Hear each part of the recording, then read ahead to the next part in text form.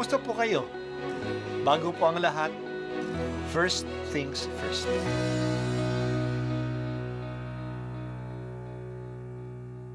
Good morning po. Sinisimulan po natin ngayon ang first things first. At dito po, tinatalakay natin sa unang bahagi ng umaga natin ay ang first readings na binabasa po sa banal na misa. Ito pong tinatalakay natin kasi madalas po marami na tayong alam tungkol sa gospel readings. Pero konti po ang nagsasalita sa first readings. Pero ang first readings, bahagi din po yan ng Biblia, ng banal na kasulatan. Kaya susubaybayan po natin ang mga first readings, basahin po natin at kuminsan kailangan ng basahin ng 2 o 3 beses bago maintindihan kasi hindi po tayo familiar sa mga istorya at sa mga kaisipan na tinatalakay dito.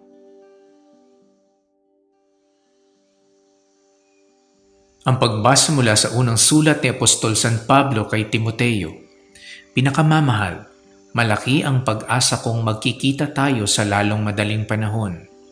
Gayon may sinulat ko na rin ang mga tagubiling ito upang hindi man ako makarating agad ay malaman mo rin ang dapat ugaliin sa sambahayan ng buhay na Diyos.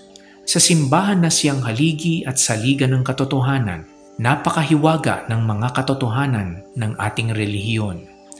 Siya ay nahayag ng maging tao at pinatotohanan ng Espiritu.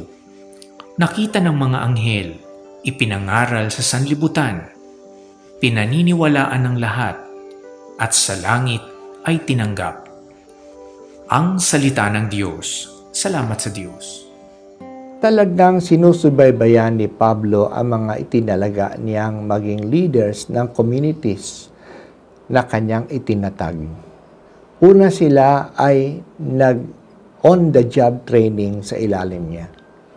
Yan ang nangyari kay Timoteo at kay Tito. Naging kasakasama niya sila sa kanyang pagmimisyon at pagtatatatag ng mga communities. Pangalawa, dinadalaw din niya sila. Sinusupervise niya ang kanilang mga gawain. At pangatlo, sinusulatan sila upang mabalik-balikan nila ang kanyang mga instructions. Sinabi ni Pablo kay Timoteo na may balak siyang dalawin uli siya. Pero sinusulat niya ang mga tagubili niya sa liham na ito upang ipaalaala sa kanila ang dapat niyang ugaliin sa sambahayan ng Diyos. Tandaan natin na bata pa noon si Timoteo. Kailangan pa niya ng gabay. Ang simbahan ay isang haligi at sandigan ng katotohanan. Kaya dapat maging tama ang mga aral na ipahahayag niya. Hindi lang sapat na maging maayos ang ugali ng leader, kundi pati ang itinuturo niya ay dapat wasto. Ang pinakahaligi ng katuruan ng simbahan ay si Jesucristo. Siya ay ang Diyos na naging tao. Pinatotohanan ito ng Espiritu Santo. Ipinangangaral siya sa buong simbahan at tinatanggap siya ng lahat bilang pinadala ng Diyos na magdadala ng kaligtasan. Isang tungkulin ng pastol ay ang pagsubaybay sa mga leaders ng simbahan. Kaisa sa mahalagang tungkulin ng obispo ay ang pagsubaybay at paggabay sa mga kaparian. Kung magaling ang pari, maayos ang parokya.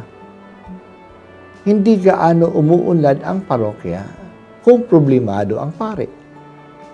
Kaya ang malaking konsolasyon ng obispo ay kung magagaling ang mga pari niya.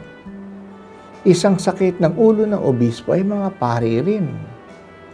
Ang pamumuno sa simbahan ay nakikita sa pamumuno ng pari.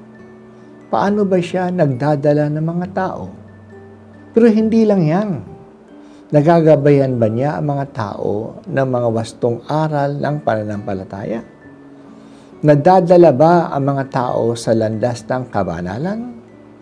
Napapalapit ba sila sa Diyos? it is not just managing people or managing programs. It is helping the people grow in faith and in love of God. Hindi madali ang gawaing ito.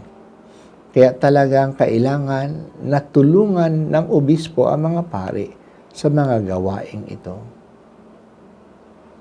Tulungan po ninyo, Panginoon, ang mga obispo namin sa kanilang mabigat na tungkulin na maging pastol ng mga pari namin.